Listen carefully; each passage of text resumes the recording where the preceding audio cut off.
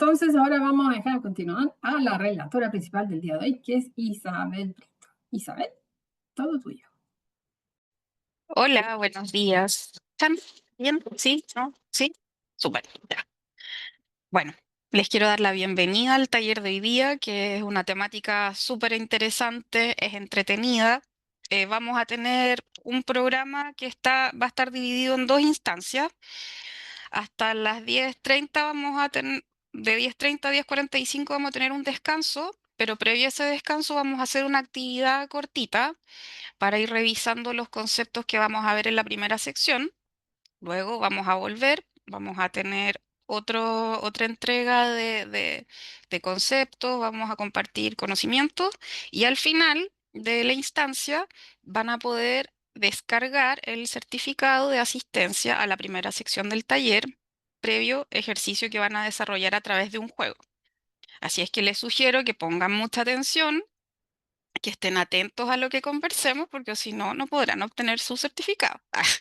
No, no, lo que más importa es que les queden claros los conceptos para que mañana sea mucho más fácil la aplicación de este instrumento, de este software que es muy útil y como decía Christine, está subutilizado y de alguna manera nos entrega muchas herramientas para incorporar medidas de eficiencia energética y entender de alguna manera cómo incide la formulación de proyectos al incorporar este tipo de medidas y que tiene una gran incidencia. Así que ahora vamos a partir. Voy a compartir pantalla y la pregunta de rigor. ¿Se ve la presentación? Sí, se Sí, ve. súper.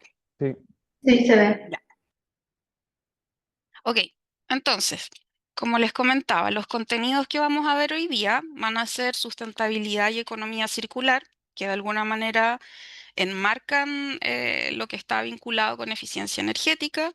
Evidentemente vamos a ver lo referido a eficiencia energética, los conceptos específicos que van a estar asociados a la herramienta de eficiencia y costos sociales, y por último, la idea o lógica de equilibrio energético. Antes que todo, creo que es importante que contextualicemos y nos cuestionemos por qué vamos a ver estos contenidos, ¿ya? Existe un marco normativo, que es la Ley de Marco Cambio Climático, que es la Ley 21.455, que de alguna manera establece ciertas exigencias y ciertas metas también, dentro de las cuales existen ciertos criterios, por ejemplo, como el transitar a un desarrollo bajo en emisiones de efecto invernadero y otros forzantes climáticos, para alcanzar y mantener la neutralidad de emisiones de gases de efecto invernadero al año 2050. Cuando surgió esta normativa, de alguna manera se veía este horizonte bastante lejos, sin embargo, ya nos estamos acercando a pasos agigantados y todas las acciones que nosotros implementemos deben estar enfocadas en cumplir esa meta. Bajo esa misma lógica también, dentro de los requerimientos que están asociados a los proyectos que nosotros vemos en el marco del Sistema Nacional de Inversiones, existen ciertos em, indicadores que de alguna manera nos van a permitir categorizar nuestros proyectos, para poder identificarlos respecto de su contribución a alcanzar y mantener esa neutralidad. Y son dos indicadores que se expusieron en un taller que hubo tiempo atrás y que de alguna manera pueden obtener información a través de la nube de inversiones, que son descriptores de mitigación o resiliencia. De alguna manera, los que buscan o que evidencian que nuestros proyectos están contribuyendo con esa meta. Entonces, para comenzar con los conceptos que teníamos em, programados para compartir, vamos a partir con el concepto de sustentabilidad. Vamos a partir de lo general a lo particular. Ya, el concepto de sustentabilidad surgió en el año 1987, em, en una comisión mundial que hubo sobre el medio ambiente que fue organizada por las Naciones Unidas. En esa instancia se revisó un informe que surgió como un mandato entre las comisiones del año 84 y 87. Es un informe intergubernamental sobre la perspectiva ambiental hasta el año 2000. O sea, ya existía una preocupación respecto de qué estaba pasando con el medio ambiente en esa fecha. Ese informe se conoce como Nuestro Futuro Común y fue liderado en esa instancia por la presidenta de la comisión, Gro Harlem Brundtland, y ese informe también se conoce como el Informe Brundtland.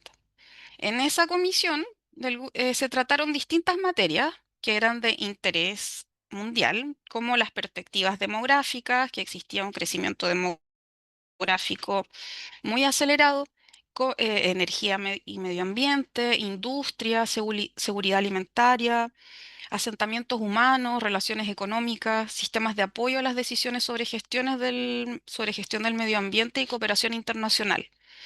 Todas esas temáticas de alguna manera estaban completamente relacionadas unas con otras, tanto en lo que tenía que ver con lo social, lo medioambiental y lo económico. Entonces, frente a este escenario, surge el concepto de desarrollo sostenible, bajo la lógica que se destacó de alguna forma en el discurso de Brundtland, donde se evidenciaba que estaba en manos de la humanidad hacer que el desarrollo fuese sostenible frente a la preocupación de hacer para asegurar que los recursos que existieran satisfagan las necesidades del presente sin comprometer la capacidad de las futuras generaciones para satisfacer las propias. O sea, existía la percepción de que había un uso indiscriminado de recursos naturales que de alguna manera ponía en peligro los recursos para las futuras generaciones. Entonces, bajo esa mirada o bajo esa percepción respecto del uso de los recursos, el concepto de desarrollo sostenible y sustentabilidad se sustenta en tres ejes. El primer eje es el eje social, el eje ambiental y el eje económico. Entonces, de alguna manera, si nosotros visualizamos esta vinculación de los tres conceptos, podríamos asumir, por ejemplo, que la sustentabilidad social está relacionado con el crecimiento social que debe corresponderse a índices que sean soportables. Esto quiere decir en que exista corresponsabilidad en la distribución de la riqueza, que sea equitativa. Ello implica procurar que el crecimiento demográfico sea proporcional y erradicar la pobreza. Por otra parte está la sustentabilidad económica, donde el crecimiento económico tiene que ser viable en relación con el ambiente. ¿Esto qué quiere decir? Que no hay que sobrepasar la capacidad de regeneración de los recursos naturales, que era lo que se había percibido de alguna manera en esa instancia donde surgió el concepto, y debe estar comprometido con la equidad social en la distribución de los recursos. Y la sustentabilidad ambiental, que se refiere a garantizar en el tiempo la existencia de los recursos naturales. ¿Qué es lo que busca este pilar? Garantizar a la sociedad condiciones para que ésta se soporte y garantizar de alguna manera la viabilidad del crecimiento económico. Bajo todas esas premisas, de alguna manera nosotros podríamos asumir que podemos llegar al desarrollo sostenible para asegurar de alguna manera que a futuro las próximas generaciones también tengan acceso a los recursos naturales y a todos los elementos que les permitan satisfacer sus necesidades. Em, Directamente vinculado con esto que estábamos hablando respecto del concepto de de desarrollo sostenible, toda esta conceptualización avanza de alguna manera a los objetivos de desarrollo sostenible, que son 17, y que si ustedes se fijan están totalmente vinculados con varios de los conceptos que están identificados en los tres pilares que sustentan la lógica de sostenibilidad, que sería el fin a la pobreza, el hambre, la salud, la educación, agua limpia, igualdad de género, energía, energía asequible, trabajo, etcétera. Todos estos están directamente vinculados con los otros conceptos que de alguna manera nos ayudan a sostener nuestra existencia. Y en el año 2015, Chile adoptó una agenda, la Agenda 2030, que procura generar una institucionalidad que permita hacerse cargo de esos retos que están enmarcados en los Objetivos de Desarrollo Sostenible. En el año 2016, el gobierno creó el Consejo Nacional para la Implementación de la Agenda 2030, que estaba presidido por el Ministerio de Relaciones Exteriores, en el que se consideraba además que el Ministerio de Economía, Fomento y Turismo contribuía, el Ministerio de Medio Ambiente y también el Ministerio de Desarrollo Social, que se le asignó el rol de Secretaría Técnica. Entonces, cada pilar que está asociado a esta Agenda 2030 tiene cuatro líneas de acción que permiten identificar y agrupar distintas políticas públicas y otras acciones que van a ser relevantes para los actores de la sociedad y que están directamente relacionados con los objetivos de desarrollo sostenible. Entonces, es muy importante hacer presente que todas estas líneas de acción están vinculadas con los objetivos, pero que no implica dejar fuera la atención estratégica al conjunto global o sistémico de esos objetivos. Entonces, si nosotros vinculamos los distintos ejes estratégicos que están en esa agenda, hay dos que se vinculan directamente con los proyectos o la formulación de proyectos en las que nosotros estamos involucrados, que sería el crecimiento sostenible y cambio climático, y considerar a las personas al centro de ese desarrollo. Bueno, acá es donde surge otro concepto que está directamente vinculado con el concepto de desarrollo sostenible. Recuerden que les mencionaba que íbamos a estar viendo desde lo general a lo particular. Acá es donde parte el tema o lo podemos relacionar con el concepto de economía circular. ¿Cómo lo podemos identificar como un motor de la transformación hacia un desarrollo sostenible? ¿Qué es lo que ocurre? Actualmente nosotros operamos bajo una lógica de economía lineal, donde tomamos recursos del medio ambiente para producir bienes y servicios. Utilizamos esos servicios y esos bienes y los desechamos. Y no nos hacemos cargo de alguna manera del impacto que puede generar el desechar esos recursos al ambiente. Entonces, ¿de qué manera nosotros podríamos contribuir con este desarrollo sostenible, incorporando a toda la lógica de proyectos los criterios de la economía circular, donde eliminamos los residuos y la contaminación desde el diseño, donde aquí entramos nosotros con nuestra labor cotidiana? Mantenemos los productos y materiales en uso por el mayor tiempo posible y de alguna manera esas acciones van a permitir regenerar los sistemas naturales. Más adelante vamos a ver una lámina para entender por qué es tan importante la labor nuestra de alguna manera en la formulación de proyectos e incorporar esta lógica circular o de economía circular en las iniciativas que nosotros estemos formulando. Bueno, luego de la economía circular, vamos a pasar a otro concepto importante que es el que tiene que ver con la eficiencia energética. eh, Como vimos, pasar de una lógica lineal a una circular tiene ciertas particularidades. La principal va a estar asociada a la posibilidad de mantener los productos, materiales y elementos en uso. ¿Ya? Acá es donde podemos tener a la vista, de alguna manera, eh, que esta lógica de tomar, hacer, usar, botar va a generar polución, va a generar un impacto y mantener los productos y materiales en uso por el mayor tiempo posible es lo que a nosotros nos permitiría ser eficientes. Pero este concepto de eficiencia energética, de alguna manera, no es tan actual si nos ponemos a pensar de alguna manera en, en los experimentos, en la ciencia, donde hay una observación de fenómenos naturales. Aquí es donde aparecen, de alguna manera, Mikhail Lomonosov y Antoine Lavoisier, y a través de la postulación de la ley de conservación de la materia de la masa o la ley de Lomonosov-Lavoisier. Es una ley que es fundamental de la ciencia y que fue enunciada en 1748 por Lomonosov y demostrada años después por Antoine Lavoisier en 1785. ¿Qué es lo que postula? Que durante cualquier reacción química ordinaria, la masa total en el sistema va a permanecer constante. Esto quiere decir que la masa consumida de los distintos reactivos va a ser igual a la masa de los productos que vamos a obtener. Si nosotros llevamos esto a palabras simples, en la naturaleza nada se crea ni se destruye, solo se transforma.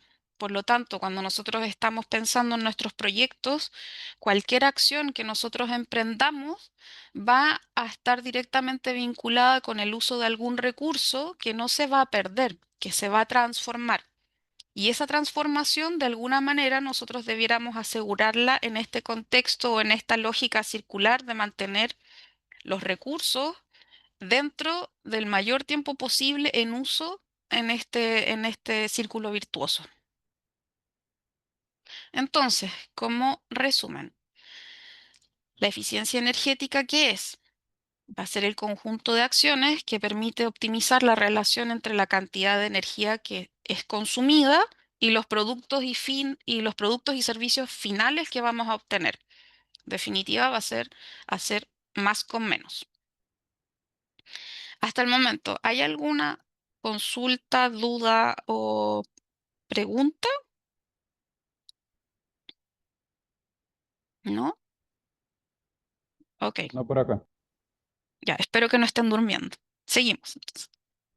Ya, entonces, hace un rato estábamos conversando respecto de la importancia de la lógica circular, de la lógica circular que está enmarcada en la economía circular. Acá es donde nosotros participamos y donde tenemos una mayor injerencia en la labor cotidiana. Si ustedes se fijan en este esquema, la opción más favorable ambientalmente tiene que ver con la prevención y minimización de uso en los recursos, ¿ya? Es donde vamos a tener un menor consumo energético. ¿Qué quiere decir esto? Que cuando nosotros estamos en la instancia de planificación, en la instancia de diseño, nosotros somos responsables a través de la formulación de proyectos de qué es lo que va a ocurrir a futuro con con las iniciativas que nosotros estamos generando. Por lo tanto, tenemos que ser capaces de visualizar que el ciclo de vida de una iniciativa no es lineal. El ciclo de vida de una iniciativa debiera ser circular, de manera tal que desde que nosotros pensamos el proyecto, también que parte como una idea, nosotros vamos a tener que ser capaces también de visualizar a futuro qué va a ocurrir con esos proyectos de inversión que nosotros estamos generando. Los vamos a reutilizar, van a convertirse en bancos de materiales, los vamos a poder rediseñar, rehabilitar. Todo eso nosotros debiéramos hacernos cargo desde el momento en que nosotros lo estamos formulando y por lo tanto va a haber una incidencia en el cómo nosotros vamos a generar nuestros términos de referencia, qué es lo que le vamos a pedir al diseño, cómo vamos a utilizar ese edificio. ¿Ok? Entonces, si se fijan en este esquema, la instancia donde nosotros vamos a ser mucho más efectivos o donde tenemos más injerencia para contribuir con este desarrollo sostenible va a ser en la etapa de planificación.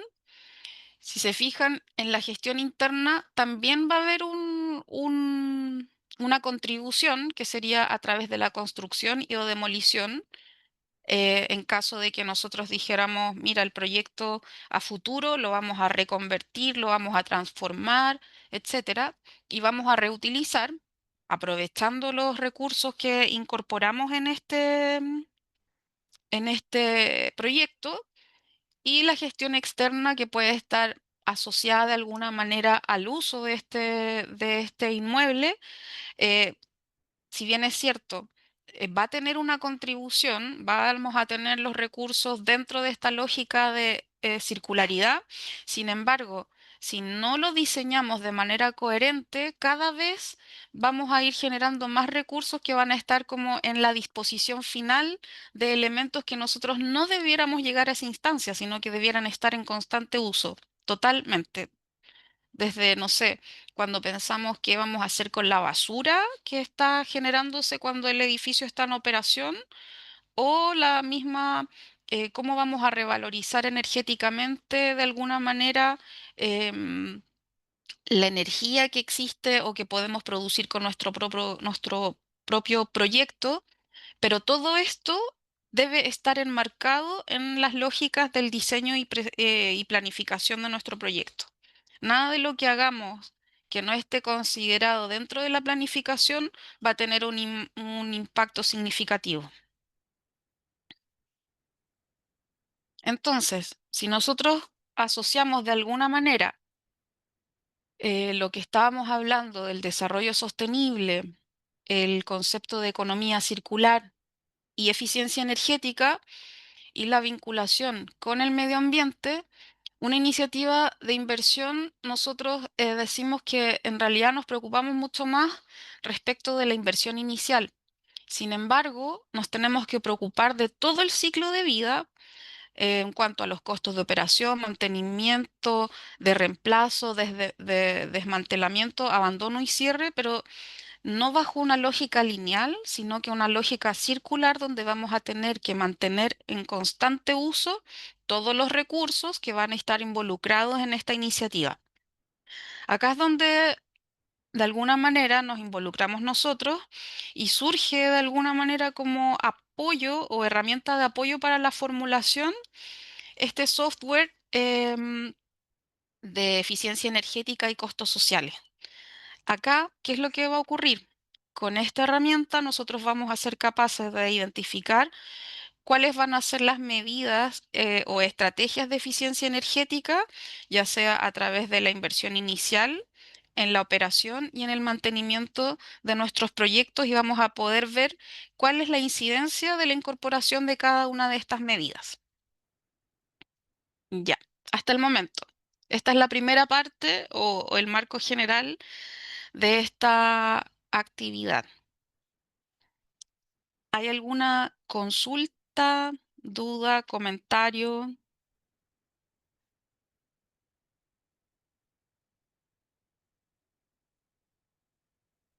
Por el momento nada. No hay preguntas, Por aquí ¿no? no. Al No, no, principio mencionaste los indicadores de medio ambiente y ahí te refieres a los descriptores de medio ambiente o Es que, a del ver, cambio climático. de alguna manera hay ciertos compromisos que están contextualizados en la ley marco de cambio climático, que sería la contribución determinada a nivel nacional. Nosotros cuando vamos a formular nuestros proyectos, con esta herramienta lo que vamos a hacer es identificar con las medidas de eficiencia energética cuánto vamos a contribuir con esas metas, porque cada proyecto, en función de sus estrategias de eficiencia energética, va a tener un incremento o una disminución en en lo relacionado con la huella de carbono. Aquí lo vamos a poder cuantificar. Entonces, esto quiere decir que lo que nosotros hagamos con nuestra iniciativa de inversión tiene una contribución en esta meta. ¿Y cómo podemos de alguna manera en el sistema asociarlo o identificar, por ejemplo, si es que existe una directriz a través de una política pública de priorizar algún proyecto? Es mediante los descriptores que están vinculados con mitigación o resiliencia en el contexto del cambio climático, porque nosotros identificamos que con esta iniciativa nosotros contribuimos a esa meta. No sé si se entiende. Sí, pero mi pregunta era, ¿esto actúa como un indicador como cuantitativo o solamente es como señalar que tiene este Desde el punto, descriptor? el descriptor es aludir a que la iniciativa Sí, contribuye. claro, Cuando tú ocupas la herramienta, vas a contabilizar con cuánto estás contribuyendo. sí, pero eso después lo informo de qué manera. No, ¿Dentro del informe o como como un indicador? eso puede quedar como un antecedente dentro de tu estudio preinversional para justificar por qué estás configurando de esa forma las alternativas de solución. Ah, ok, muchas gracias. Ujú. ¿Hay alguno? Ok, se ve la lámina, ¿cierto? Sí, Sí, se ve. Sí, se ve. ya, súper. Habíamos quedado en esta parte donde mencionábamos que para de alguna manera ayudar en el proceso de formulación, surgió esta herramienta de apoyo que de alguna manera em, nos ayuda a identificar y a valorizar costos de inversión, de operación y mantenimiento de medidas de eficiencia energética. Entonces, en resumen, esta herramienta tiene como objetivo evaluar la rentabilidad social de distintas medidas de eficiencia energética. Se desarrolló a partir de una simulación paramétrica que considera la evaluación de indicadores de rentabilidad social de ciertas intervenciones en edificios tipo ubicados en las distintas zonas climáticas del territorio nacional. Y la metodología utilizada es del análisis de ciclo de vida de un proyecto, y el edificio tipo utilizado va a servir para definir tanto el edificio base como el edificio optimizado, que utiliza de referencia el software para establecer los impactos y beneficios marginales de las intervenciones. ¿Qué quiere decir esto? Que vamos a partir con un edificio que no cuenta con medidas de eficiencia energética o cumple con los requerimientos mínimos establecidos en la Ordenanza General de Urbanismo y Construcciones. Vamos a tener un edificio mejorado donde vamos a incorporar algunas medidas de eficiencia energética en función de la formulación del proyecto, pero esta herramienta o este instrumento nos va a permitir optimizar estas medidas de eficiencia energética en función de distintas condicionantes. ¿Qué es lo que se utiliza como base eh, para la generación de esta herramienta? Son los términos de referencia estandarizados de eficiencia energética del MOP. ¿Ya? De alguna manera, todos los requerimientos que están asociados a distintas tipologías de edificios que están recopilados en este instrumento fueron incorporados en este software para la modelación de datos. Entonces, estos términos de referencia están estructurados en 4 grandes ámbitos. El primero es el diseño pasivo, donde establece los requisitos básicos asociados al diseño arquitectónico pasivo. Tiene guías técnicas para hacer seguimiento de las consultorías. A ver, para contextualizar mejor esto, estos términos de referencia son de utilidad para la etapa de diseño. Aquí están todos los requerimientos en esta materia asociados a cualquier consultoría que deba cumplir con las exigencias asociadas a su uso. ¿Ya? Y tiene guías técnicas que nos pueden ayudar de alguna manera a seguir las consultorías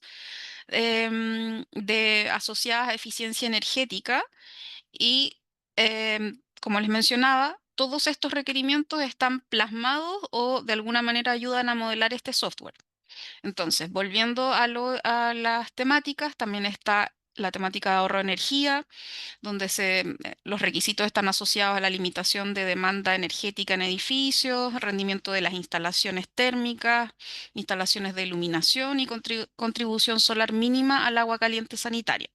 Por otra parte, está la temática de confort ambiental, que sería la calidad de aire interior, confort higrotérmico, lumínico y acústico. Y por último, la temática de ahorro de agua, que es el requisito básico número 10, que es la eficiencia de las instalaciones de agua potable. Entonces, este documento tiene por objetivo incorporar exigencias, criterios de desempeño y estándares de eficiencia energética y confort ambiental durante la operación, con procedimientos de verificación en el diseño y en la obra para la incorporación en las licitaciones de edificios públicos en Chile. ¿Esto qué quiere decir?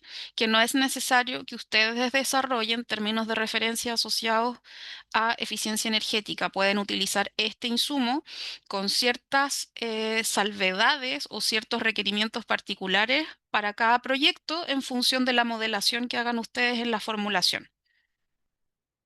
Entonces, cuando pensamos en eficiencia energética, el objetivo común en los proyectos de inversión que implican edificación, ¿cuál sería?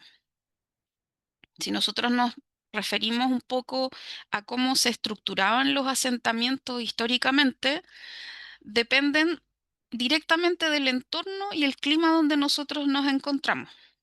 ¿Ya? Por ejemplo, en la antigüedad, a medida que los grupos de personas se iban moviendo, los distintos tipos de refugio tenían que adaptarse a esas necesidades, por lo que las envolventes que se generaban como filtros entre el interior y el exterior, de a poco fueron convirtiéndose en algo más sofisticado. Entonces, pero la adaptación al medio, ¿a qué se supeditaba? A la posibilidad de encontrar insumos que les permitieran alimentarse y cobijarse, y ese cobijo responde a la necesidad de lograr confort térmico. Esa misma lógica histórica es la que nosotros hoy día estamos buscando también con nuestros proyectos de edificación pública. Entonces, mientras las temperaturas extremas de calor o frío pueden ser fatales para ciertos grupos, también las fluctuaciones de temperatura menores pueden incidir en la sensación de agrado o disconfort y pueden alterar las actividades cotidianas.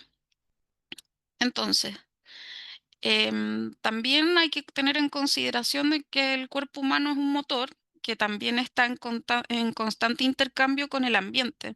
Entonces, las condiciones de cada usuario también van a incidir de alguna manera en esa percepción de confort ambiental. Entonces, los principios básicos detrás del confort térmico son universales, pero la sensibilidad va a variar de una persona a otra. Entonces, em, hay varios factores que van a incidir en esa percepción del confort térmico, que pueden ser el ánimo, la edad o experiencia, el acervo cultural y factores ambientales.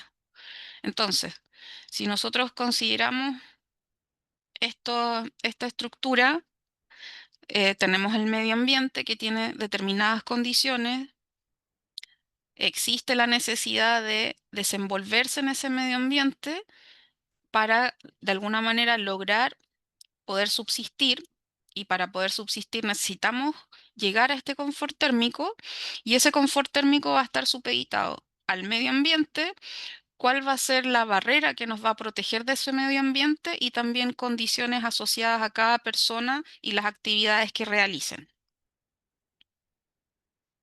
Entonces, ahora vamos a ir a los distintos conceptos que están involucrados en esta herramienta. ¿Ya? ¿Cómo vamos a trabajar? La lógica es, no sé, los que pudieron instalar el software ya deben haber visualizado cómo es la interfase de trabajo. Entonces, en base a la interfase que existe, vamos a ir tocando los temas que están asociados a cada una de las pestañas de la herramienta Excel. Entonces, vamos a partir con el primero. La primera temática y fundamental es la localización.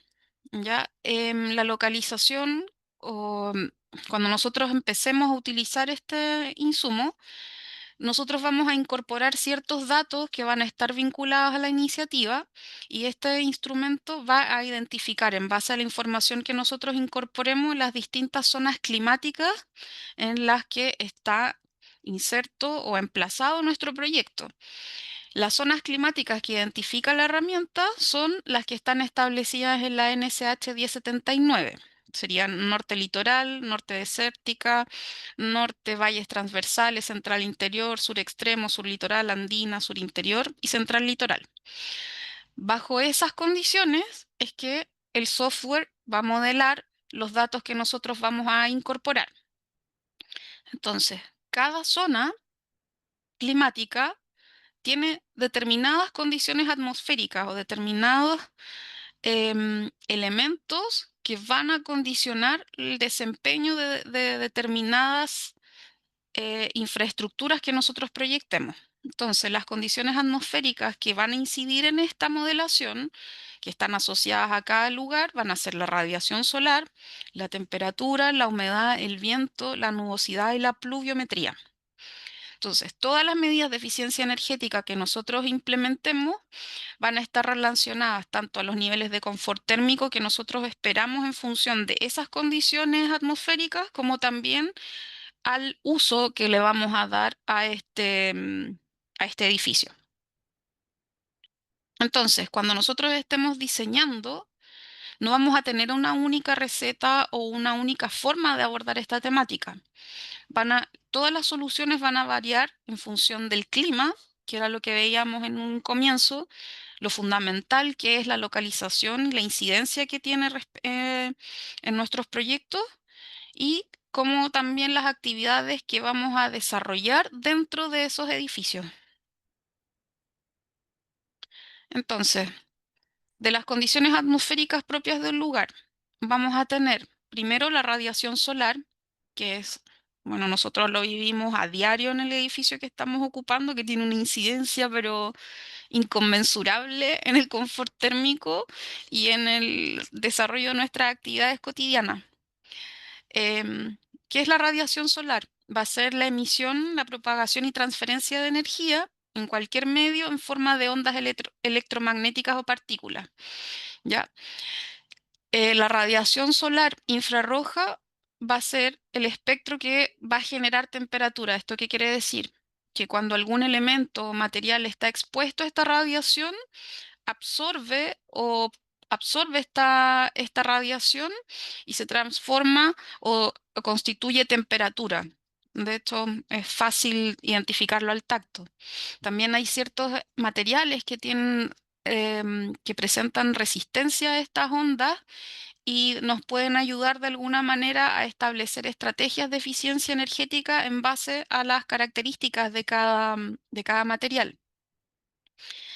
La radiación solar va a depender de la inclinación con que llegan los rayos del sol a la superficie de la Tierra y el ángulo en que se encuentra respecto del norte, y de alguna manera también va a existir una incidencia en esta radiación en función de las estaciones del año, ¿ya? Entonces vamos a tener diferencias entre la radiación solar en el verano, que va a ser mayor, y en invierno menor. Esto está asociado de alguna manera al azimut y a la altitud del Sol respecto del cenit. Esto quiere decir que todos los edificios tienen distintos comportamientos en las distintas estaciones. Y esos distintos comportamientos también conllevan de alguna manera ciertas medidas para lograr el confort térmico.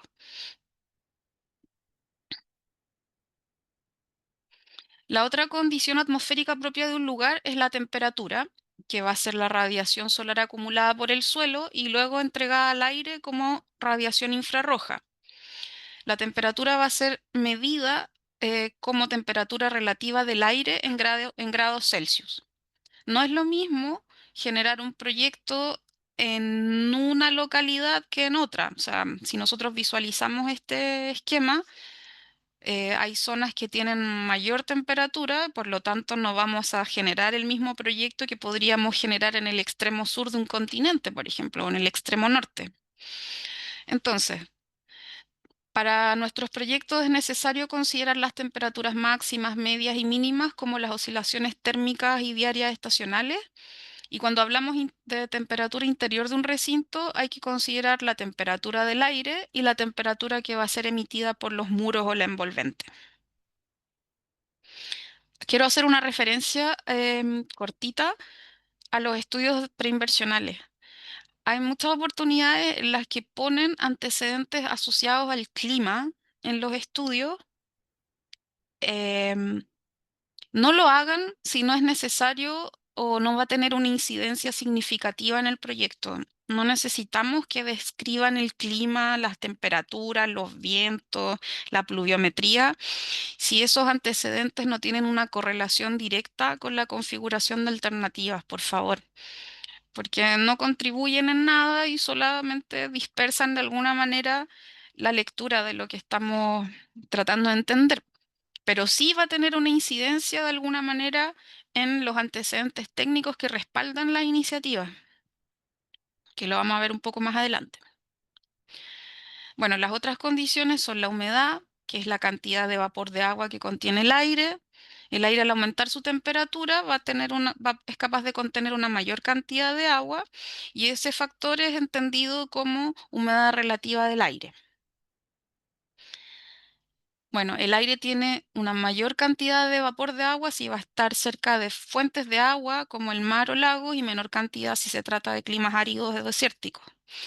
Esta condición de humedad ambiental, de alguna manera, también la podemos manejar nosotros en los propios proyectos al incorporar ciertos criterios de diseño. O también hay que considerarla como muy incidente si es que estamos cerca de fuentes de aguas, como se plantea acá, como mar o lagos, pero de alguna manera este software reconoce esas condiciones en función de las zonas climáticas con las que estamos trabajando. Otra de las condiciones atmosféricas corresponde al viento. Los vientos son los movimientos de aire debido a diferencias de presión en la atmósfera y los parámetros de viento son velocidad, dirección y frecuencia. Este también es otro factor importante que va a ayudar de alguna manera en la determinación de criterios de diseño, porque el viento nos ayuda también a tener cierto control en la ventilación de los proyectos que ayudan a aumentar o disminuir la temperatura de los recintos que nosotros vayamos a proyectar. Bueno, la dirección se mide con respecto a los puntos cardinales, o sea, es importantísima la orientación y se expresa en grado desde el norte geográfico. Otra condición atmosférica importante va a ser la nubosidad, porque tiene incidencia de alguna manera en la luminosidad que puede haber en los distintos territorios. Nos va a ayudar a identificar cuál es la cantidad de días cubiertos y la extensión de cielo cubierto por nubes.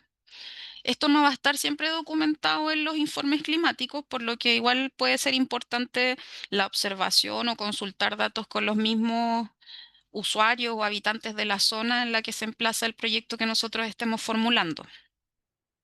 ¿En qué se vincula este factor? Con la radiación solar disponible y la cantidad de iluminación natural. Otra condición importante es la pluviometría, que va a ser el agua que cae sobre la tierra en cualquiera de sus formas, lluvia, nieve, aguanieve, granizo. Esta clasificación no incluye la neblina ni el rocío. ¿Por, por qué sería importante la condición pluviométrica en las distintas localidades o emplazamientos? Porque si bien es cierto, nosotros podemos establecer ciertos criterios de diseño para evitar de alguna manera o cubrirnos o protegernos de esta agua lluvia, también es importante el pensar cómo vamos a ser capaces de almacenar esta agua durante la operación de un proyecto. Entonces, no es solo protegernos, sino cómo vamos a hacer uso en el ciclo de vida de un proyecto de este elemento. ¿Hay alguna consulta, duda o comentario hasta el momento? ¿No? Ok, sigo entonces. Entonces, ¿cómo van a incidir esas condiciones atmosféricas que están derivadas o asociadas a una localización en el análisis de eficiencia energética? Aquí es donde nosotros vamos a tomar decisiones en base al análisis de las características climáticas y microclimáticas del emplazamiento. Recuerden que esas características hay muchas veces que también se ven afectadas por la existencia de otras instalaciones o de otros edificios que también pueden tener incidencia en el emplazamiento del proyecto y hay que tomar ciertas decisiones para aprovechar las ventajas del clima y minimizar las desventajas. Entonces, esas estrategias que van a aprovechar las ventajas y mitigar las condiciones desfavorables, vamos a tener que establecerlas en función de distintos elementos o factores que van a ser la envolvente térmica, la aislación, las ganancias solares, la inercia térmica, las infiltraciones de aire, la ventilación natural, la orientación, el factor de forma, las zonificaciones, el uso y su zonificación, el enfriamiento pasivo y la iluminación natural, además de las materialidades. Todos estos elementos que suenan a algo muy específico van a tener incidencia o pueden ser abordados cuando estamos formulando el proyecto. Fundamental es la orientación. ¿Qué tipo de forma vamos a tener en nuestros edificios? ¿Vamos a tener edificios segregados, muy compactos? ¿Cómo vamos a zonificar los proyectos en función del uso? ¿Cómo los vamos a enfriar? ¿Qué niveles de iluminación vamos a tener? Hay ciertos elementos que sí podemos abordar desde la formulación y esta herramienta de alguna manera los recoge. Entonces, vamos con el otro elemento que es importante a considerar, que sería la intensidad de uso y que recoge esta herramienta en una de sus pestañas.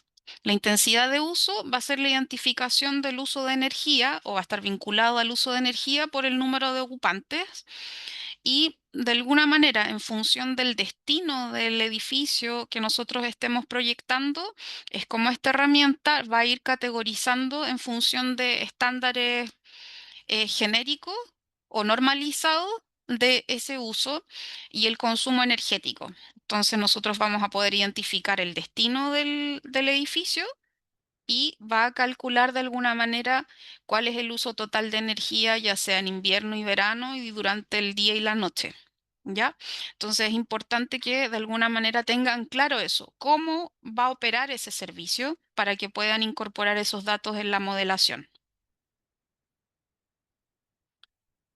Otro aspecto importante en el uso de esta herramienta tiene que ver con la orientación y las fachadas. La orientación en los edificios determina en gran parte la demanda energética de calefacción o refrigeración cuando esté en uso. ¿Esto qué quiere decir? Que si yo tengo un edificio bien orientado, las demandas energéticas o la energía que yo voy a utilizar para calefaccionar o refrigerar un inmueble van a ser menores. ¿Ya? Em, Y obviamente, si tengo mal orientado un edificio, eso también puede tener una incidencia directa si es que yo no soy capaz de solventar esas necesidades de demanda energética con sistemas complementarios o mecánicos, puede significar una merma importante en la vida cotidiana de los usuarios de esos edificios. Entonces, una buena orientación puede minimizar las demandas energéticas a través del control de las ganancias solares. Por eso es importante considerar cómo es el comportamiento de esa localización, ya sea en verano o en invierno. No es lo mismo diseñar em, en una localización donde el invierno es más crudo y tenemos poco verano o a la inversa. También tenemos sombras distintas, tenemos temperaturas diferentes y esto de alguna manera se va a ir viendo reflejado, por ejemplo, en cuáles son las sombras que van a generar estos volúmenes que están diseñando y cómo se vinculan también con el entorno cercano, si es que nosotros queremos hacernos cargo de eso. Otro concepto o factor importante que va a determinar el comportamiento térmico y la vinculación con eficiencia energética de un edificio tiene que ver con el factor de forma, que es una ecuación que relaciona la superficie de la envolvente expuesta con el volumen envuelto. Entonces, la volumetría de un edificio tiene que estar directamente relacionada con el clima y con el programa o el uso que le vamos a dar a este edificio. Hay que tener claro si el edificio lo que pretende es conservar el calor dentro de él o disiparlo al ambiente. Y esto obviamente está directamente relacionado con las condiciones climáticas, donde se emplaza nuestro proyecto. Por eso es importante no replicar estudios preinversionales de proyectos o o iniciativas que han sido exitosas en otras regiones. No es lo mismo, ¿ya? Entonces, un factor de forma bajo, esto quiere decir que el edificio tiene una menor superficie o envolvente expuesta y va a tener menos pérdidas de calor. Si se fijan en el ejemplo que está acá, donde están estos bloques, el factor de forma más bajo está asociado a estas agrupaciones de volúmenes o volúmenes más compactos versus los que tienen una agrupación segregada. Esto quiere decir que estos edificios van a contener en el interior mayor cantidad de calor o van a tener menores pérdidas de calor a diferencia de los que están totalmente atomizados, donde hay una mayor envolvente expuesta al medio, por lo tanto pueden disipar. Entonces, mientras más compacto sea el volumen, mayor asociación podemos hacer a climas fríos y mientras mayor segregación de los volúmenes que componen el edificio lo podemos llevar a lugares donde hay condiciones climáticas más vinculadas a temperaturas altas.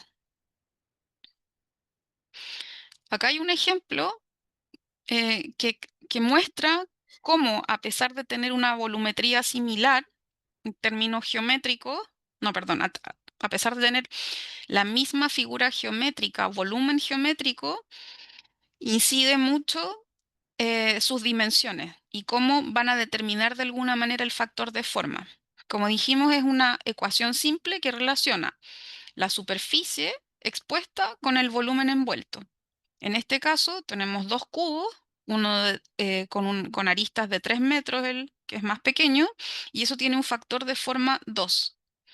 Y si tenemos un cubo más grande, ese tiene un factor de forma mucho menor. ¿Qué quiere decir? Que estos elementos, si está directamente vinculado con el ejemplo de arriba, con el esquema de arriba, mientras más pequeño y segregado sea el volumen, va a tener un factor de forma mucho mayor que si tenemos un volumen compacto o mayor, con un volumen interno mucho mayor, va a disipar menos esa temperatura o va a tener menos pérdidas de calor. Si nosotros no podemos operar en base al factor de forma, ¿esto qué quiere decir? Que tenemos terrenos o emplazamientos que son muy restrictivos, nosotros vamos a tener que prestar mucho más atención a otros elementos como son la calidad de la envolvente térmica, o sea, los materiales, o el control de la radiación solar, las orientaciones, aprovechándolas en climas fríos o controlándolas en climas cálidos. Entonces, a mayor superficie del envolvente, mayor capacidad de intercambio y a mayor volumen, mayor capacidad de almacenamiento de calor. ¿Puedo hacer una consulta, Isabel? Sí, Mira, en el gráfico anterior, no sé si puedes volver cuando hablabas de los factores de forma. sí, Bueno, como Chile es un país cierto longitudinal de sur a norte, evidentemente muy podríamos pasar diverso. por, Ujú, por todas las zonificaciones, lo que se utiliza ujú, siempre en materialidad, ¿no? ujú. Entonces, para nuestro caso, la región metropolitana, se establecen factores de forma determinados para la región o para las otras regiones que deban estar dentro de esos rangos. ¿Me explico? No, no, no es una exigencia específica. Eso va a estar muy determinado en los criterios de diseño. No, yo no he visto proyectos en donde se establezca un índice de factor de forma. Pueden haber algunos proyectos que sí lo requieran, pero en general yo nunca he visto dentro de los criterios de diseño que se plantee de esa manera. Pero sí por un tema de a ver cómo decirlo, de sentido común en función del uso que se le va a otorgar o sea, del destino que va a tener ese inmueble, nosotros tenemos que ser capaces de compatibilizar este factor de forma, si es que requerimos que el edificio se mantenga o disipe menos calor al ambiente, o podemos hacerlo segregado, pero no existe como un factor específico asociado a la región metropolitana que nosotros pudiéramos decir, ya, el proyecto cumple con este factor de forma. No, lo que Sí. importa de este ejemplo es que puedan visualizar la incidencia de cómo ustedes formulen los proyectos o cómo los visualicen respecto del comportamiento térmico. Si es que van a segregar algo, esto va a significar que vamos a tener una mayor demanda energética si es que acá si es que tuviésemos un clima frío y por lo tanto sería incompatible con las condiciones del emplazamiento, pero no existe acá un requerimiento específico de factor de forma a los proyectos de la región metropolitana, a menos de que sea algo que el formulador o el mandante pueda establecer como criterio específico, que lo catalogue como en este esquema, pero no lo he visto. Ok, gracias. Ujú.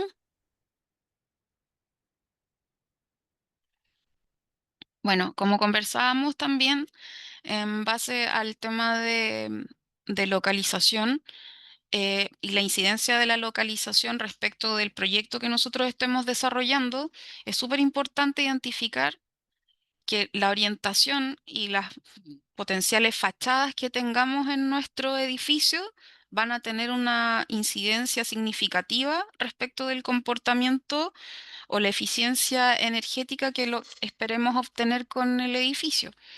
Entonces, cuando nosotros generamos nuestros proyectos, es súper importante tener claro que un programa arquitectónico se puede desarrollar de distintas maneras, pero debemos organizar los distintos espacios o las distintas áreas en función de cómo yo voy a ser lo más eficiente respecto de la orientación de esta zona en función del emplazamiento, ¿ya? No es lo mismo en función del uso el programa arquitectónico establecido en una única forma. ¿Qué quiere decir esto? Que ustedes pueden llegar como formuladores a hacer un análisis de las condiciones del emplazamiento y modelar estas zonificaciones, ¿ya? Esto quiere decir que desde el principio ustedes pueden llegar a establecer en qué zonas del emplazamiento se pueden localizar ciertas áreas del programa arquitectónico, ¿ya? Para ser un poco más eficientes en términos energéticos y también que se esté directamente correlacionado con la funcionalidad. No basta con tener el programa arquitectónico y las áreas como un listado, si es que ustedes no establecen también ciertas directrices en función de las condiciones del terreno o el emplazamiento. Entonces, normalmente un edificio contiene espacios con distintos usos cuyas necesidades evidentemente van a ser diferentes, oficinas, salas de reuniones, baños, bodegas, etc.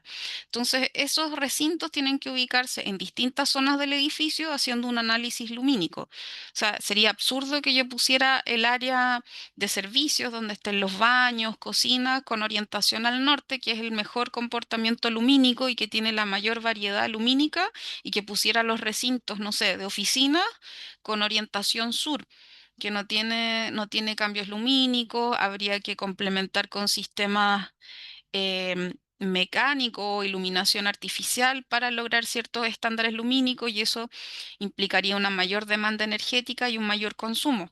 Entonces, es muy importante cómo se plantea en primera instancia como un criterio de diseño, cómo debiera zonificarse el proyecto en función de las condiciones del emplazamiento. Ahora, otro de los elementos importantes tiene que ver con la envolvente térmica y que este software de alguna manera trabaja en base a distintos sistemas constructivos.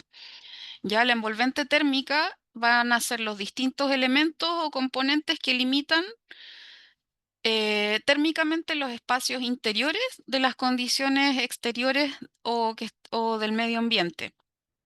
Entonces, va a estar constituido por la techumbre, los muros, los pisos y las ventanas. Acá hay un ejemplo que de alguna manera como que busca representar qué es lo que sería la envolvente térmica. ¿Se fijan? En la caja tendríamos la techumbre asociado a la tapa de la caja, los, los lados de la caja serían los muros y por abajo estaría el piso. Dependiendo de las condiciones de la localización, son las estrategias que nosotros vamos a implementar con esta envolvente. Nosotros podemos tener una caja muy hermética si es que queremos evitar disipar calor. Podemos tener una fluidez exterior o incorporar que esta envolvente sea mucho más permeable para que haya una mayor ventilación o que haya una ventilación o una fluidez controlada respecto del medio ambiente. O sea, la envolvente de alguna manera también pueden establecer ciertos criterios de diseño asociados a esas condiciones y no solamente dejarlas a los consultores a libre albedrío en función del uso o ciertos criterios que tengan a nivel sectorial también. Otro aspecto importante y que también recoge esta herramienta es el concepto de infiltración, que es el flujo de aire no controlado que se produce a través de las juntas entre los distintos materiales o componentes de la envolvente. ¿Ya? Una tasa de flujo volumétrico de aire exterior hacia el interior, pero es una tasa de flujo de aire no controlado. ¿Esto qué quiere decir? Que no está en concordancia con estas estrategias que nosotros podemos predeterminar o direccionar. ¿Ya? Las infiltraciones son flujos de aire no controlados. Acá hay algunos ejemplos que de alguna manera muestran, si nosotros hacemos estas miradas con sistemas infrarrojos, por donde nosotros tenemos fugas, fugas de temperatura o disipación de calor, porque de alguna manera estos elementos que componen la envolvente térmica no están bien sellados, ¿ya? Esto es un problema habitual. Y de alguna manera también este software los reconoce y los incorpora dentro de la modelación. El concepto opuesto a la infiltración sería la hermeticidad, que es lo que nosotros buscamos con nuestros proyectos, que tiene que ver con la capacidad o la calidad de estanqueidad de un cerramiento o cómo vamos a controlar que estos flujos de aire no ingresen al inmueble. O por el contrario, también nosotros podríamos decir que esta hermeticidad en determinados momentos nosotros la podemos controlar. ¿Ya? ¿Cómo podemos lograr esto? Con un aislamiento térmico adecuado, con determinados tipos de ventanas, eh, con la eliminación de puentes térmicos, que eso está asociado a las condiciones propias de los materiales que componen los envolventes que componen los elementos de la envolvente.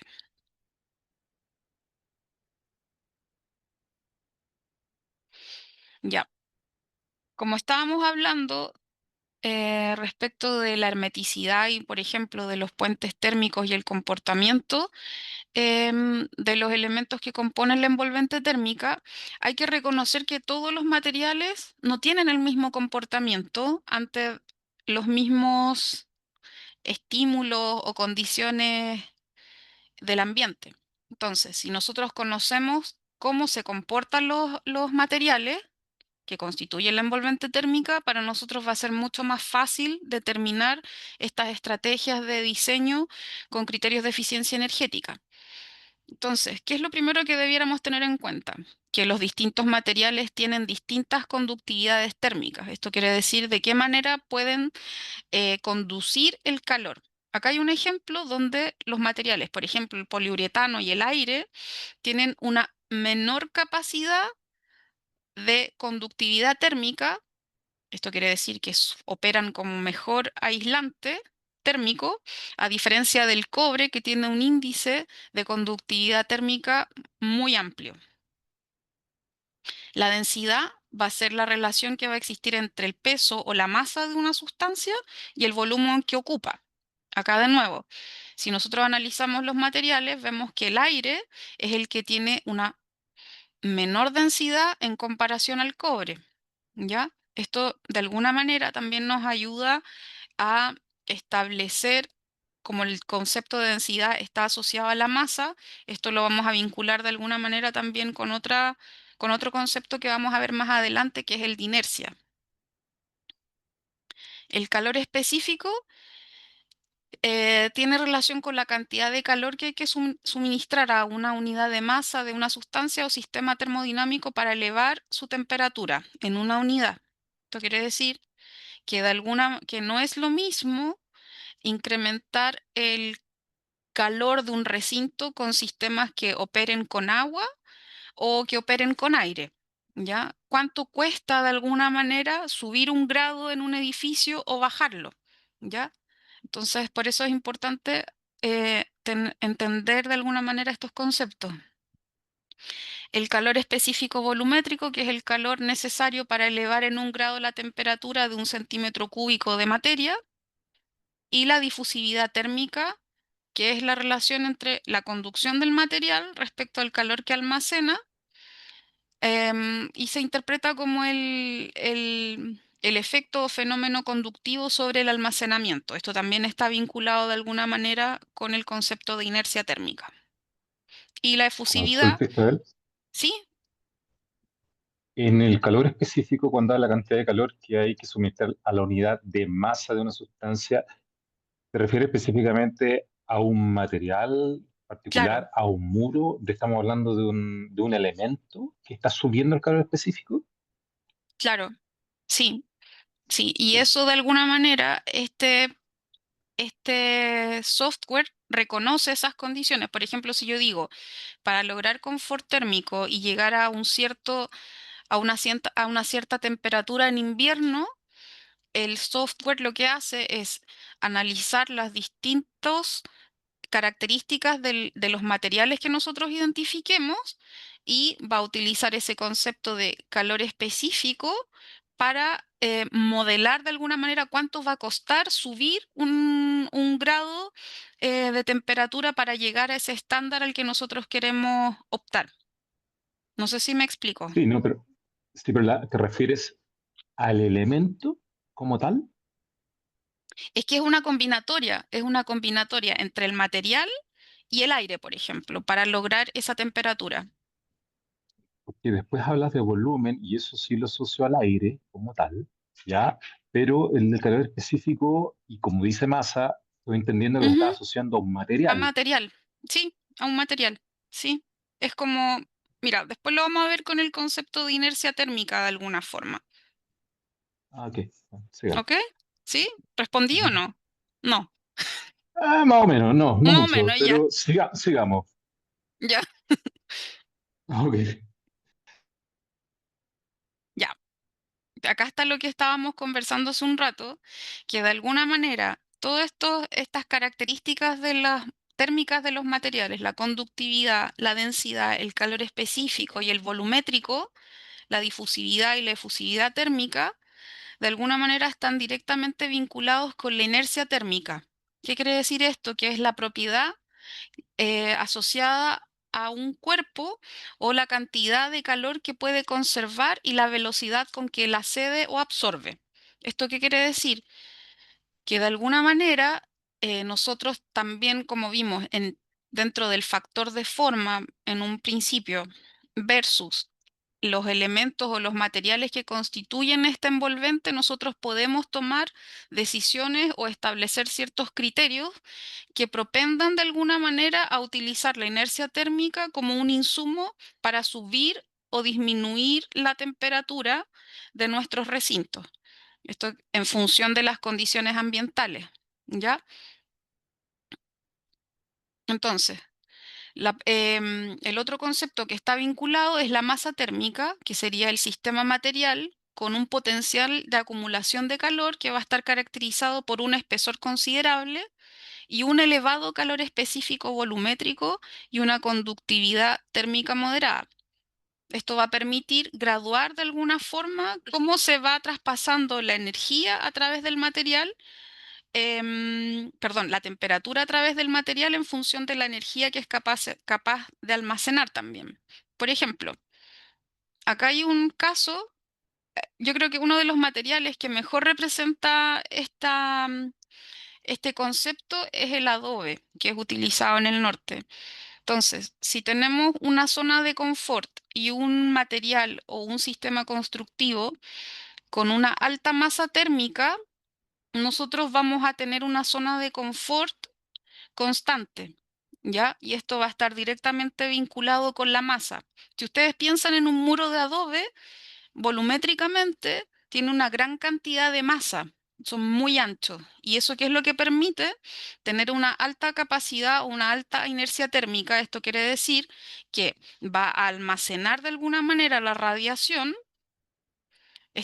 que se convierte en temperatura, la almacena durante el día y luego durante la noche, que es el momento en que nosotros necesitamos incrementar la temperatura de los recintos, la va a disipar. ¿Ya? Entonces, los materiales, su masa y la inercia térmica están directamente vinculados con qué es lo que nosotros queremos obtener en términos de comportamiento térmico.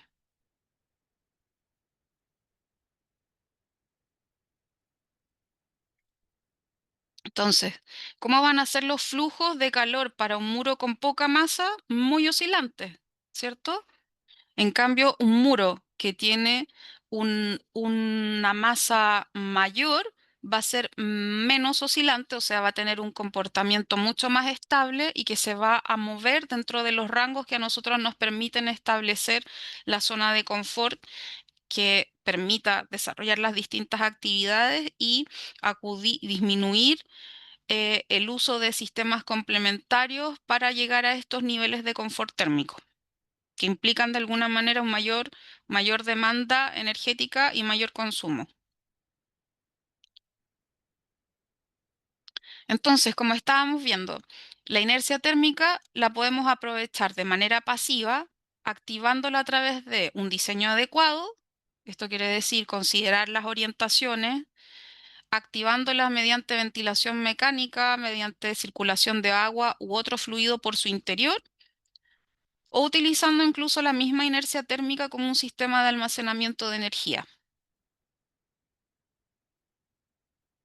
Entonces, lo que nosotros tenemos que buscar son materiales que confieran estabilidad térmica a corto plazo, que la temperatura, esto quiere decir que la temperatura interior sea la media entre la más elevada del día y la más baja para tener que disminuir estos sistemas complementarios que nos permitan llegar al óptimo en términos de temperatura para lograr el confort térmico.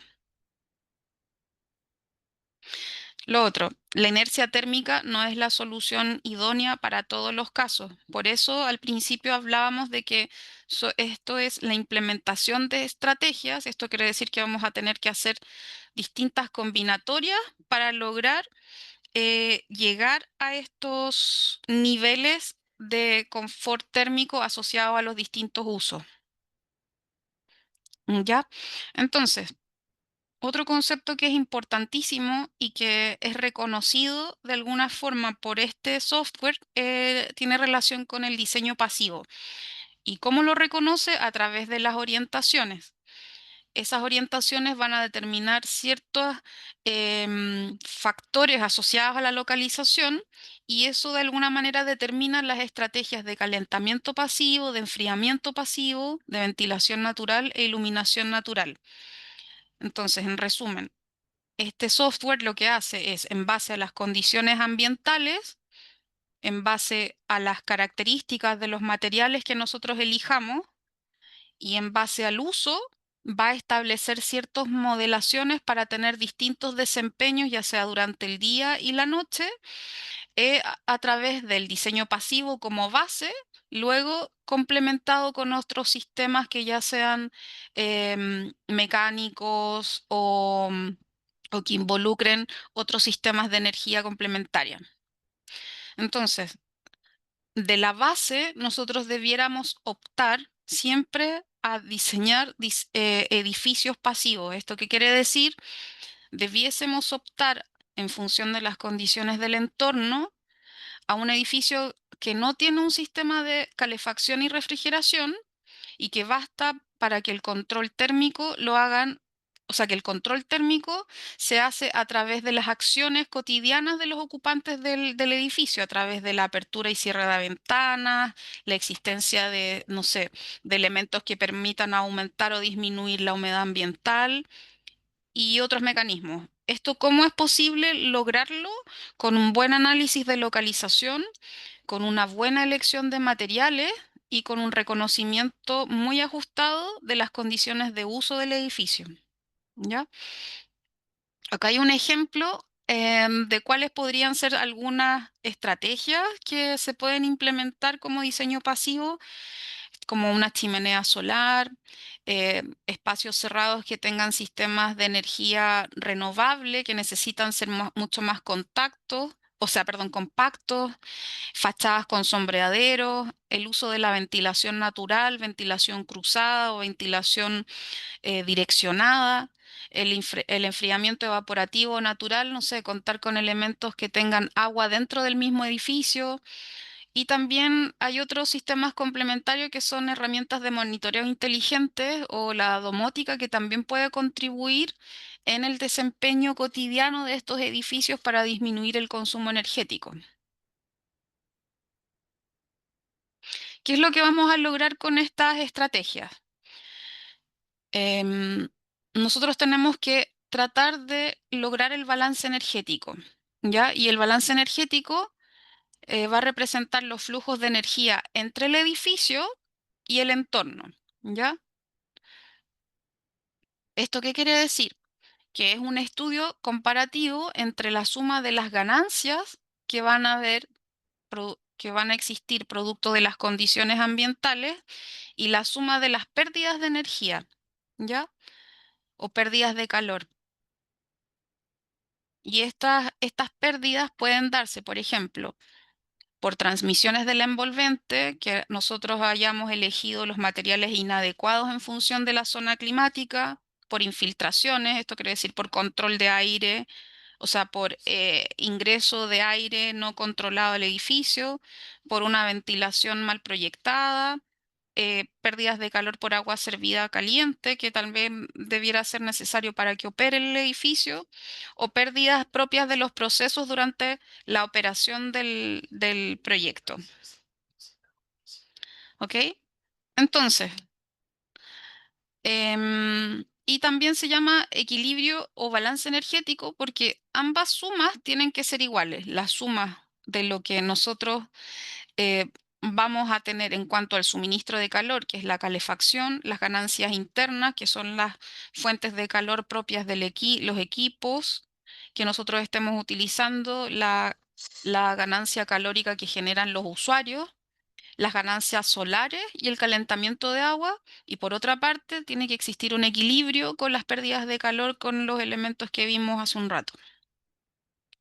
Entonces, todo este balance energético, si lo llevamos al edificio, en este esquema, va a determinar el consumo de energía final asociado a la calefacción, al calentamiento de agua, y ese consumo también se puede ver reflejado en las pérdidas por medidas no controladas dentro del diseño, por pérdidas de distribución y almacenamiento o pérdidas de gases de combustión. Y esto, si recuerdan, está directamente relacionado con esta lógica, perdón, con esta teoría de que la materia solo se transforma, no se pierde, solo se va transformando, pero en este caso nosotros debiéramos mantenerla dentro del edificio de manera controlada para cumplir con los estándares de confort asociados a cada uso.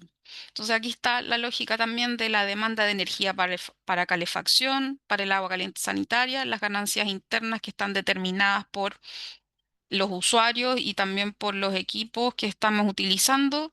Tenemos el factor de las ganancias solares y cómo las controlamos en función de la envolvente térmica y cómo también vamos a tener pérdidas de energía por el calentamiento de agua, que en esta instancia van a ser aguas servidas, o sea, el calentar esa agua que ingresa al edificio y sale luego del edificio también es una pérdida energética.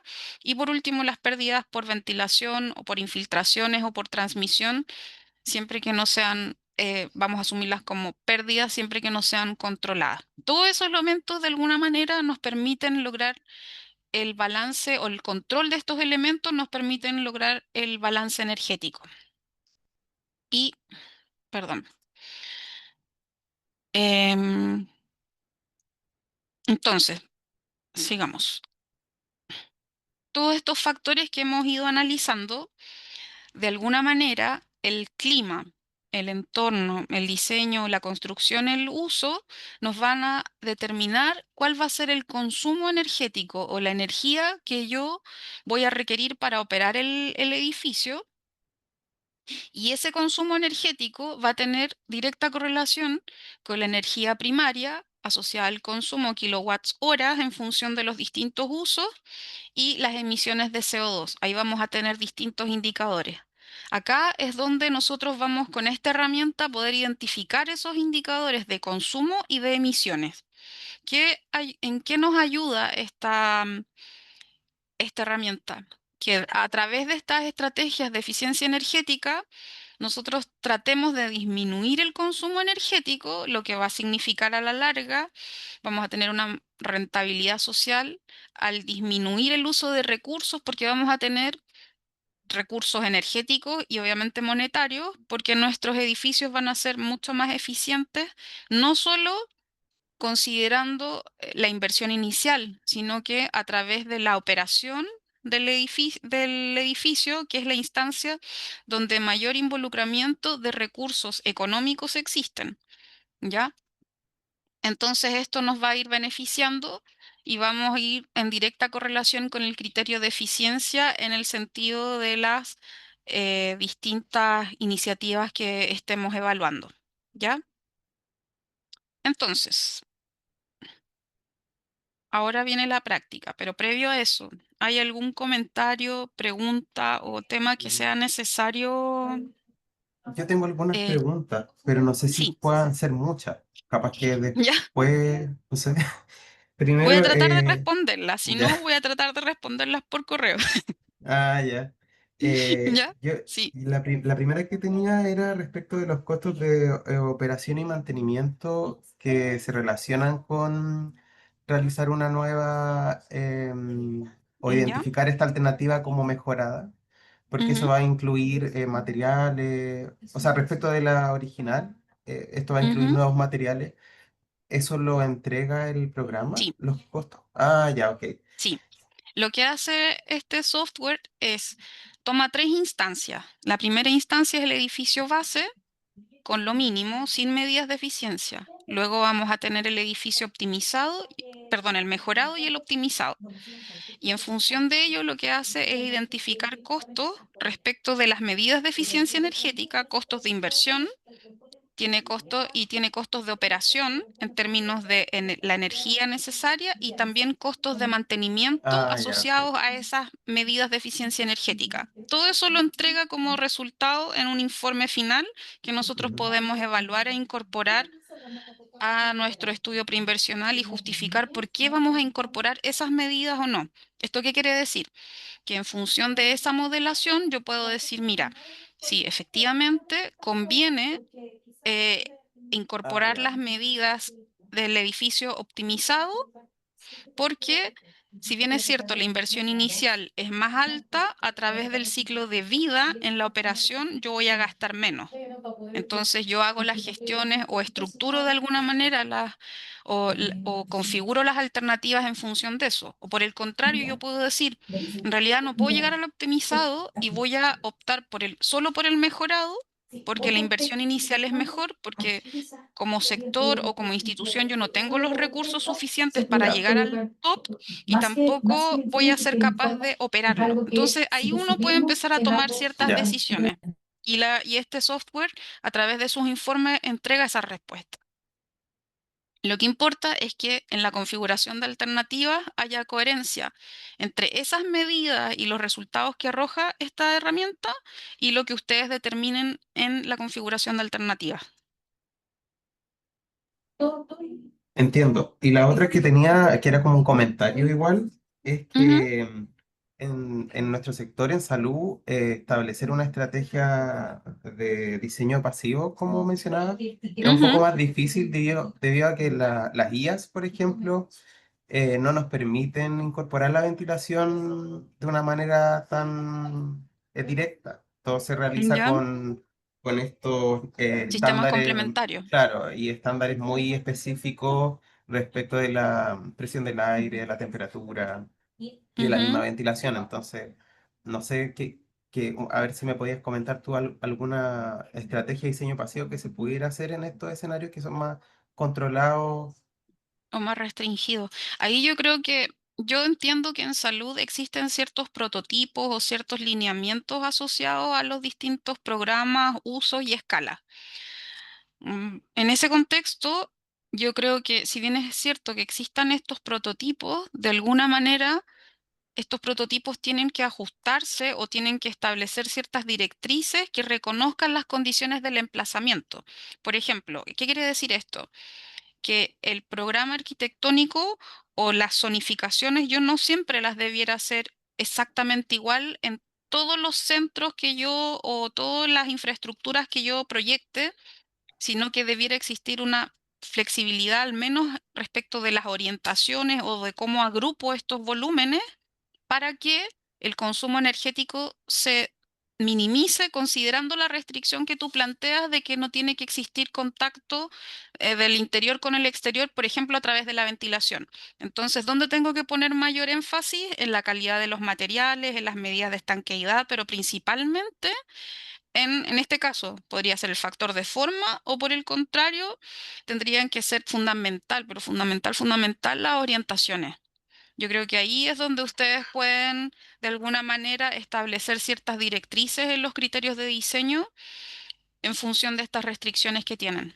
Si no pueden acudir a este recurso de la ventilación que ayuda un montón, al menos todo este análisis de las orientaciones es fundamental. Y el tipo de materiales. Te complemento un poco, Isa. Sí, claro. Estimado Martín, ¿cómo estás? O sea, te comento, lo que bien menciona la Isa respecto de las orientaciones y materialidad ya lo están implementando ustedes como salud. Te doy un ejemplo. El año pasado, en el curso PIEP, nos tocó visitar un SECOF que estaba el SECOF de Buceta ahí en Cerrillos, ¿ya?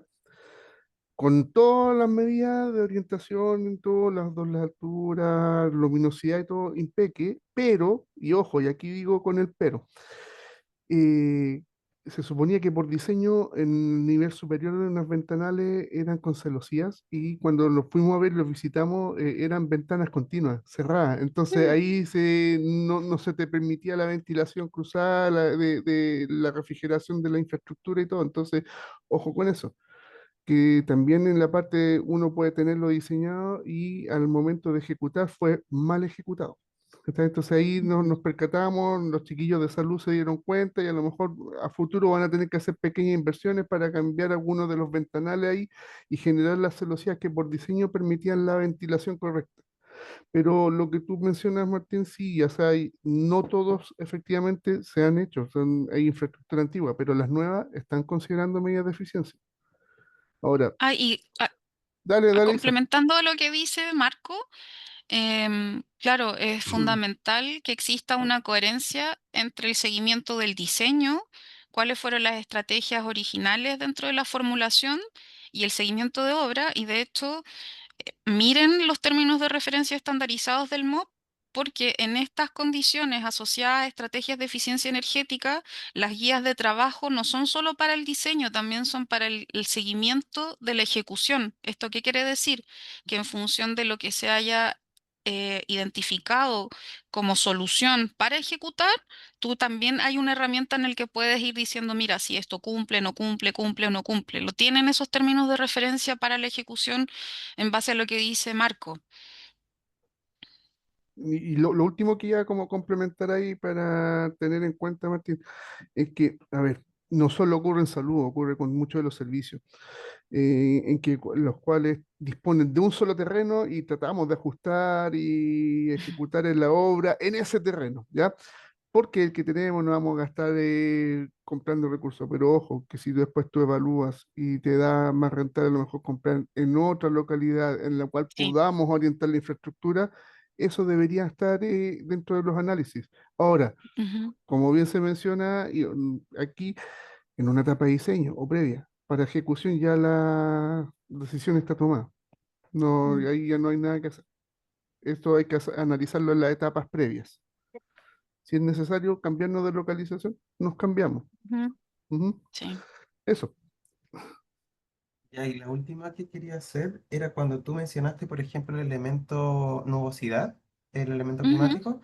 Tú mencionabas ahí que nosotros como que podíamos participar como hacer, no sé si dijiste encuesta, pero como entender la nubosidad respecto como del contexto de las personas, pero eso es como para nosotros incorporarlo dentro de nuestro diseño o eso viene esa es la parte que no entiendo. ¿Eso viene incorporado, estandarizado dentro de la plataforma? ¿O Según cómo nosotros lo podemos entiendo, integrar? no.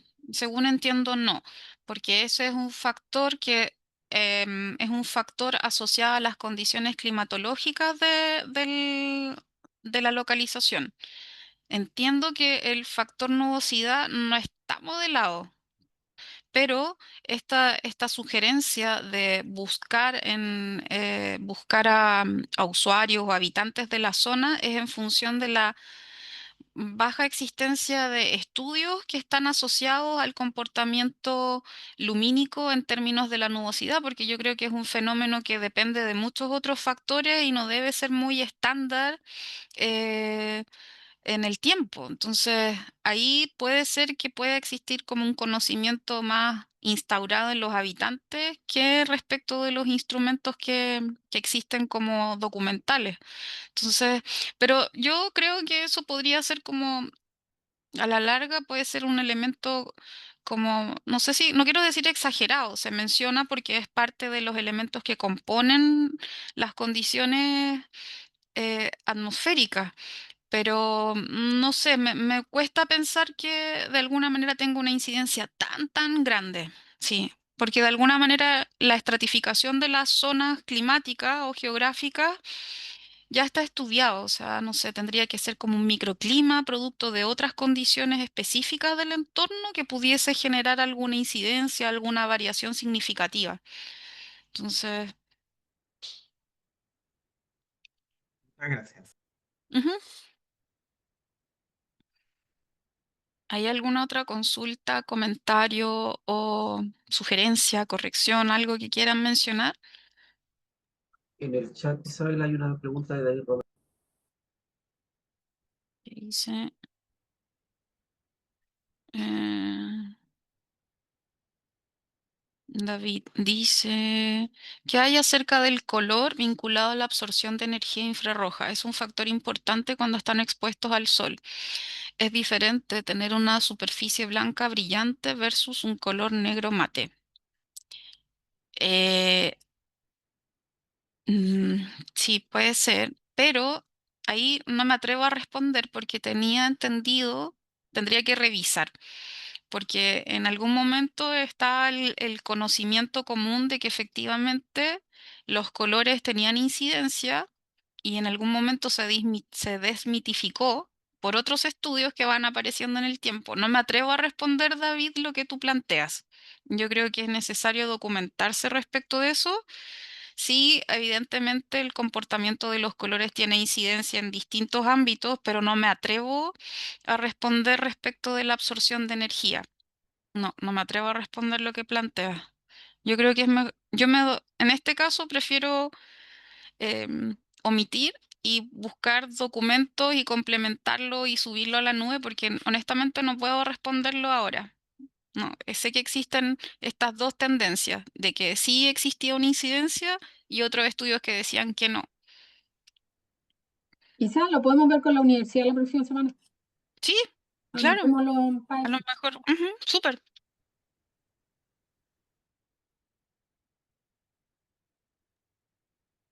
¿No hay más dudas entonces?